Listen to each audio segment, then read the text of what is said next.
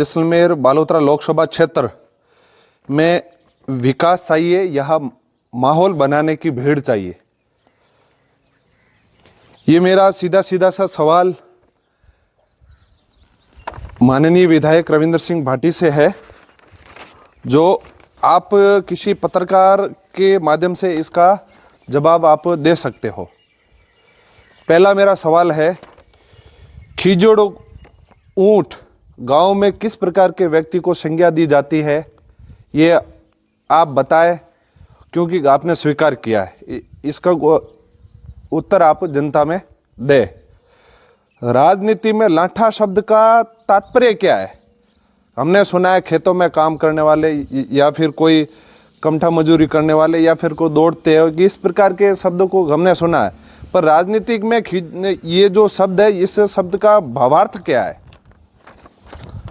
Barmer, Jaisalmer, Balotra railway स्टेशनों का नवीनीकरण हो रहा है माननीय विधायक जी, वो अपने कैलाश चौधरी की अनुशंसा से पे हो रहा है। इस पे आपकी क्या राय है? आप जरूर अपने भाव बताएं, सही हो रहा है या फिर गलत हो रहा है। उत्तर लाइव में पब्लिक एयरपोर्ट हाल ही जो राज्य सरकार की जो विसंगति थी, जमीन आवंटन नहीं हो रही थी, पर अभी हो गई है। वहाँ पर एयरपोर्ट की सुविधा होगी, यहाँ की जनता दिल्ली जाएगी और अपने यहाँ की जनता जयपुर जाएगी, यहाँ की जनता बाहर क्षेत्र में जाएगी। वो कार्य कैलाश चौधरी ने सही करवाए या फिर गलत करवाए, आप उसका जवाब दीजिए। यहाँ पर एक्सप्रेस हाईवे निकले हैं और उसके साथ में NHI के भी काम हुए। बाखासर हो, चाहे रामसर हो, चाहे जैसलमेर के गन्य क्षेत्र हो या फिर शिवाने के क्षेत्र हो, वहाँ पर ये जो काम हुए NHI के, ये काम सही हुए या फिर गलत हुए? आपकी क्या राय? क्या ये लोकसभा क्षेत्र में 5 साल में काम नहीं हुए? आप क्या कहना चाहते हो? हर घर पानी पहुँच रहा है। तो आपकी शिव विधानसभा क्षेत्र में लगभग पानी घर ढाणी तक पहुँच गया मोदी सरकार की स्कीम से।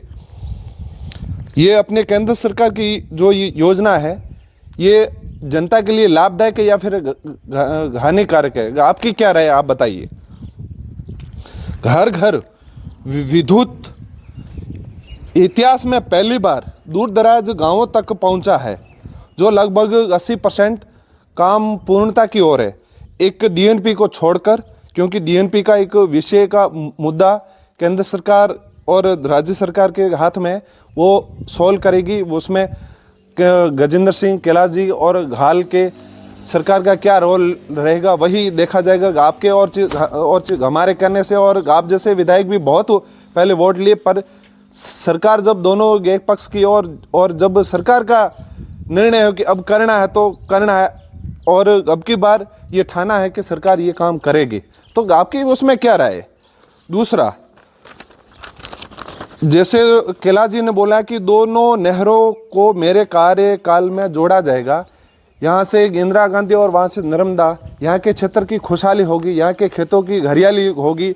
ये कार्य होना चाहिए, नहीं होना चाहिए? आपकी क्या राय? आप अगर सांसद भी बन गए तो क्या ये दोनों काम आप सरकार से करवा सकते हो?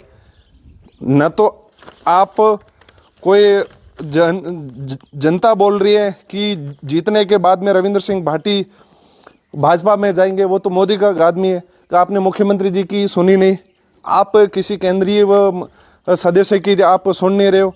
फिर भी तो फिर आप बताइए, आप 5 साल यहाँ से सांसद भी बन गए, आप कैसे बीजेपी में शामिल होंगे?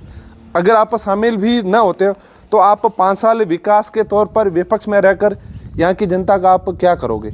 आप जीत गए, मैं भी आपको मैं आपको कहता हूँ कि आप जीत भी गए, फिर यहाँ की जनता का क्या होगा? और मैं सवाल पूछना चाह रहा हूँ कि किसान सम्मान निधि के तहत बाड़मेर, जैसलमेर, बालोतरा के किसानों के खातों में लाखों करोड़ों रुपए पहुँचे हैं डायरेक्ट, उस पर आपकी क्या राय? क्या मोदी साहब ने वो किसानों को दिए, वो सही या फिर गलत दिए यहाँ के लोकसभा क्षेत्र में? तो फिर किसानों को कैसे ठगा? यहाँ पर किसानों के खातों, जो खेत है, जो अपने आवारा पशु है, जो अपने फसल को बिगाड़ते हैं, मोदी सरकार की स्कीम में यहाँ पर किसान को 40,000 रुपये तारबंदी के लिए सरकार दे रही है। आप किसानों को पूछना, अगर अगर सरकार की ये योजना धरातल पे लागू हो गई है, किसी को मिला किसी को बाद में मिलेगा, पर सरकार की योजना चालू है, क्या वहाँ पर आपकी क्या राय है? ये भी माननीय कैलाश मंत्री जी के ही तो कार्यकाल में हो रहा है। और मैं पूछना चाहता हूँ कि यहाँ पर जो रिफाइनरी का जो पचपदरा में, वहाँ 5 साल पहले कांग्रेस की सरकार थी, आप कोस रहे, और आप सांसद महोदय को भी कह रहे कि कुछ भी नहीं हुआ। अब मैं तब क्या हुआ था मैं आपको बताता हूँ कि वहाँ पर तो कार्यकाल में हो रहा है। और मैं पूछना चाहता हूँ कि यहाँ पर जो रिफाइनरी का जो पचपदरा में, वहाँ 5 साल पहले कांग्रेस की सरकार थी, आप कोस रहे, और आप सांसद महोदय को भी कह रहे कि कुछ भी नहीं हुआ।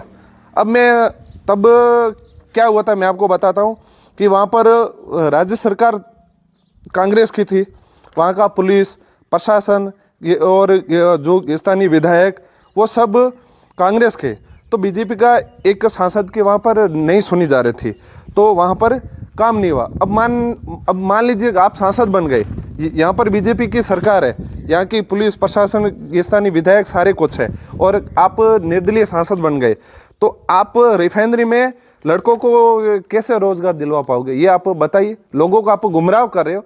सांसद महोदय को आप कह रहे हो कि आपने रोजगार नहीं दिलवाए, मान लीजिए, पर आप सांसद बन के आप कैसे वहाँ पर रोजगार अब दिलवाओगे? आप ये बताइए।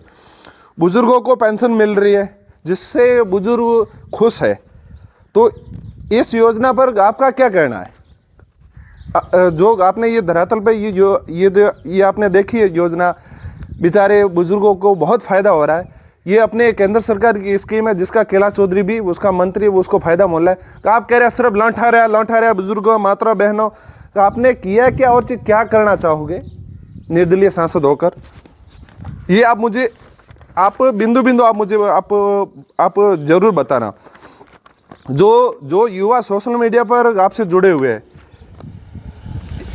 1-2 कामों का आपने वीडियो बनाकर वायरल कर दिया जब आप विधायक थे, पर जो बच्चे जिन बच्चों को आपने फ़ोन 24 घंटे पकड़ा दिया, माइंड सेट करवा दिया, उनकी पढ़ाई उनकी तैयारियां वो सारे बच्चे भूल गए, वहाँ पर आपकी क्या राय है?